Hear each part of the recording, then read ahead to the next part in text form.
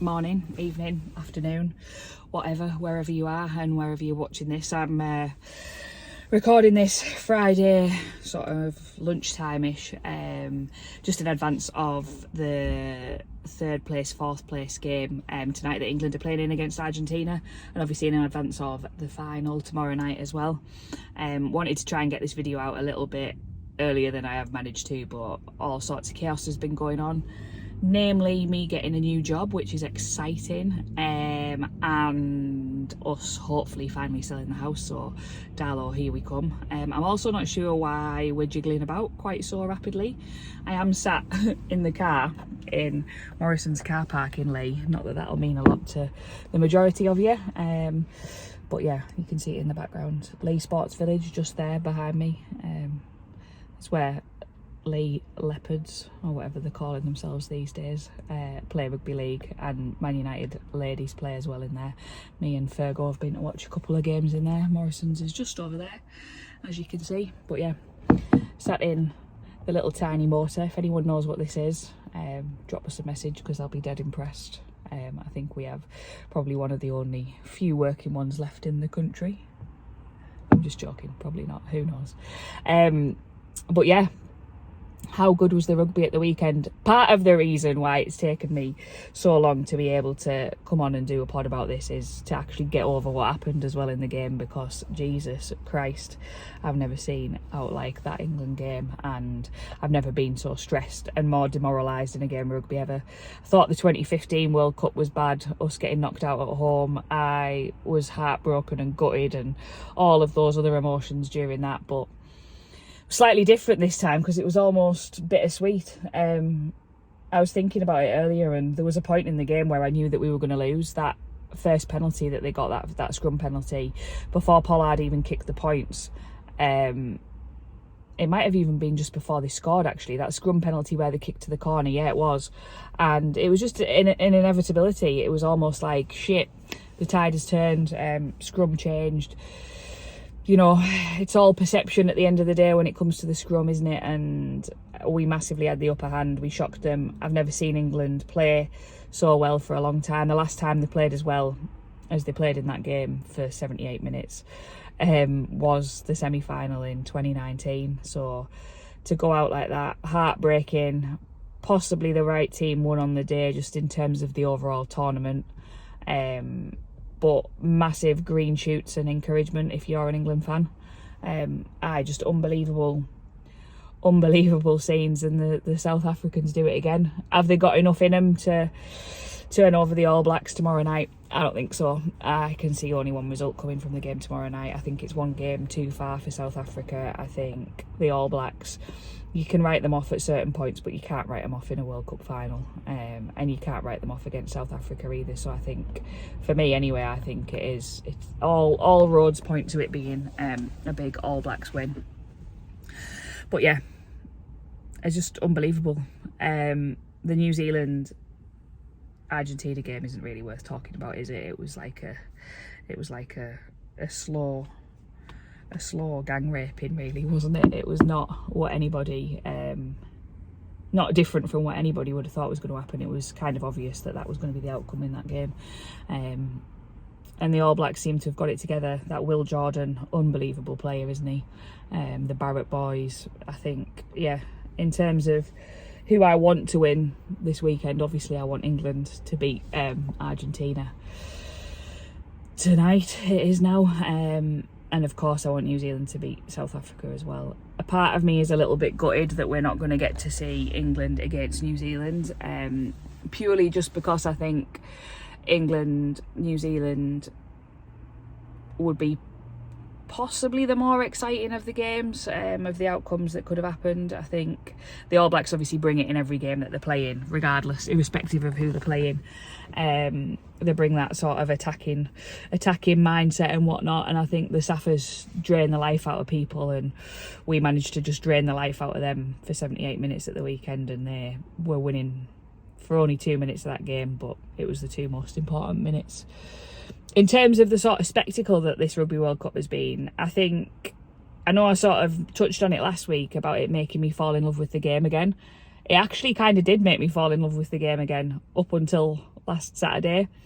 And since then I've been super pessimistic and been a bit like, oh, but you need to just take all of that with a pinch of salt. Just because you're not winning doesn't mean that it's not a good game to participate in. There's been some dead exciting games in the Premiership as well, and even at local level there's been some exciting rugby too. So I think, yeah, as an overall rugby fan, this World Cup has made me sort of fall back in love with the game to a certain extent. It's also provided large elements of frustration, and I think as an English rugby fan, this is a bit of a period of turmoil and upheaval, and we need to try our best to come through the other side of that with a good young squad, because we've got players like Joe Marler retiring, Courtney Law's retiring, you know, last dance for players like Ben Youngs as well. There's a whole sort of age group of them that will play no more international rugby after tonight's game, which is a little bit sad. Even sadder for the lads that aren't getting to play in this game, but you don't know what's gone on behind the scenes. If they've just been on the piss solidly since since the South Africa game, which could quite easily be the case, then I think fair play to them. Let them have a last dance on the beers rather than a last dance on the pitch. They left literally everything out there. They left themselves on that pitch after Saturday's game. They couldn't really give a lot more. And then you've got players like, you know, Marcus Smith to come back in as well. It could be quite an exciting game, the England-Argentina game, to be totally honest. I think it's got the makings of being a little bit more exciting than some of the games we've seen so far. Obviously, we've seen England play against Argentina already, and we demolished them, so they're going to be out for blood, and we're possibly going to be out for Checker to try and keep his job as well.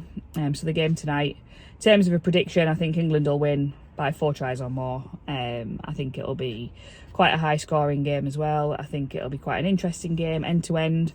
I can see there being a card in it again. But yeah, I'm going to go with something like Marcus Smith's playing, isn't he? Is Farrell playing? I think he is. I'm going to say England 36, Argentina 22. I'm going to go with. And then tomorrow, the final. I'm expecting big things. I'm expecting big build-up. I think with the whole Tom Curry, Bongo Mbonambi racism card, whatever's going on, I think that's endeared a lot of people to South Africa, as you can imagine, but it's also done the opposite and made South Africa a little bit of public enemy number one. They are like the pantomime villain, aren't they? And to come back and win in that manner, I know there'll have been a lot of people just chuffed that it's not England in the final. But the price to pay for that is getting South Africa in the final instead. Do we want the Saffers to win it back to back? Do we want them to win it 4 times and be the only team that have won it 4 times? Or would we prefer, for the sake of rugby, for the All Blacks to win it 4 times? They are probably the best example of an international rugby team over the last however many years of professional rugby, nearly 30 years of professional rugby. So I think for them to have their name on the trophy 4 times, the Saffers to have it on there 3 times, I think that would be fair. But yeah, I can see it being quite a high scoring game, just because that's how the All Blacks make people play rugby. But I think that South Africa will try and stifle that a little bit. I think with Pollard playing, they will kick more points. I think it could be one of those games where the South Africans try and build a bit of a score from penalties, and the All Blacks just come in and kind of rip up the rule book and make South Africa play their game.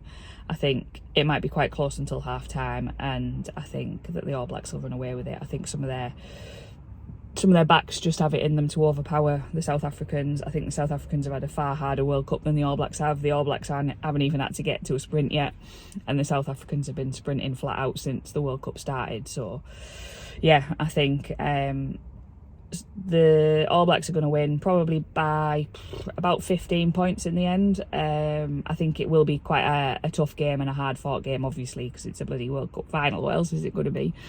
But I think, yeah, All Blacks have run away with it in the second half. I think we'll go into half time with it being something really close, maybe 12-7, something like that. And all the South Africans' points will have come from kicks, from Andre Pollard's boot. And I think then second half, I think that the All Blacks will run away with it. I think final score might be something like 28-12, or I can see maybe 28-15, that sort of script. But yeah, exciting. And that's pretty much it for me on the rugby front. We've had some longer episodes when it's come to the rugby. We've had some shorter episodes when it's come to the rugby, and it's hard to be super passionate about it when England aren't in anymore. If England were in the World Cup final, we might have had a 2-hour Sophie special of me just ranting on about everything that I think about rugby. But this is me giving a more level-headed opinion about that. I am going to do a few little beer review videos as well. I did that in the quarterfinals because I was stressed watching Fiji. So I've got some beers ready at home, chilling for tonight's game. So we'll crack them open and we'll do some reviews of them as well. And I am also tomorrow going to be recording a video showing you how to make some candles, showing you how to make a beer candle if you want to make one yourself at home. Kind of a bit counterintuitive for us, because we should just be persuading you to buy them from us. But I think it's one of them that it's the right sort of time of year to be showing people how to make homemade gifts. I think, you know, who doesn't like sitting down and planning what they're going to make for Christmas, making Christmas cakes, cookies, that sort of thing. It is about time for doing your Christmas cakes, those of you that want to make Christmas cakes as well. And I have got a really good Christmas cake recipe, so who knows, maybe we can see that on the on the beer candles as well. Why not, eh? It's been rugby, it's been beer, it's been candles, why not Christmas cakes? But yeah, I want to put a video out there about making your own beer candle, just because I think it's something cool. It's quite a cool thing to do with kids as well. They could make them as gifts for people. It sounds like they'd be quite hard to make, but they're really not. You only need a few things to make them. You just need a tin opener, you just need an empty beer can, and a cheap candle from somewhere will do to begin with. You don't need to be buying fancy wax or pellets or anything like that. Just getting your hands on a candle will do. And then you just need access to some heat and a pan that you don't mind ruining, or a cheap pan. Just go and get a cheap pan from somewhere. Good ventilation and a face mask if you want that sort of thing, just to stop you breathing in the candle wax. But yeah, I'll do a little show and tell of how to make a beer candle. And yeah, I mean, we might be doing ourselves out of a bit of business with that, but I don't think so. I think it's one of them, give people something and they'll give you a little bit back. We do have an unbelievable selection of actual cans in stock ready to go as well. And I do also this weekend need to start preparing for a real big Christmas order that we need to fulfill as well. So might do a little bit of behind the scenes content about that. But yeah, just wanted to keep up the momentum with the rugby videos. I am going to get snuck on and we're going to do a proper rugby debrief. We decided that because of the final coming round so quick and I've had 1,000,001 things going on, that it might be more sensible to do it after the World Cup final, so we can talk about everything World Cup final, but then everything that's going on after that. Sorry, I'm trying to sort my hair out and I haven't put any wax or anything in it, and it looks like nothing on earth. I'm getting a bit of a quiff on the go. No one would ever know that I've been cutting that myself, would they? But yeah, I think that's about it for me for now. It's almost the end of October, which is absolutely fucking mental. We're steamroller into the end of another to the end of another year, which is absolutely raged. I can't quite believe it. But I'm hoping that November will see Beer Can-dles reunited in Darlington. I'm moving back home real soon. Laura's still there working every day in her day job. I've now got a new day job as well, back in the world of sales. So if you want a website, you know where I am. But yeah, there's going to be loads more content coming. We have kind of neglected the Instagram and some of the socials a little bit just because there's been so much going on, but this is definitely prime time, our time of the year. We've got a load of events booked in as well, markets and stuff that we're going to be attending.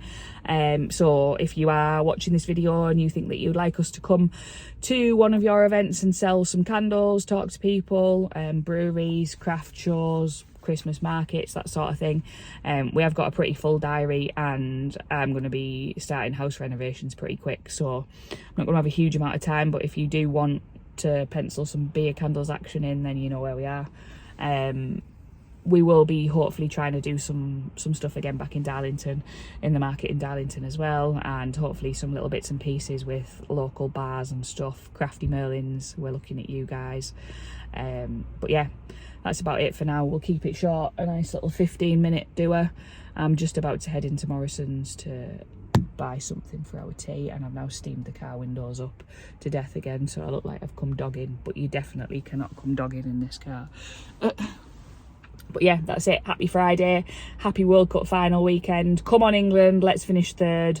I think that we can do it, and I think it's a massive overachievement for us to come third with what we were all thinking pre-World Cup.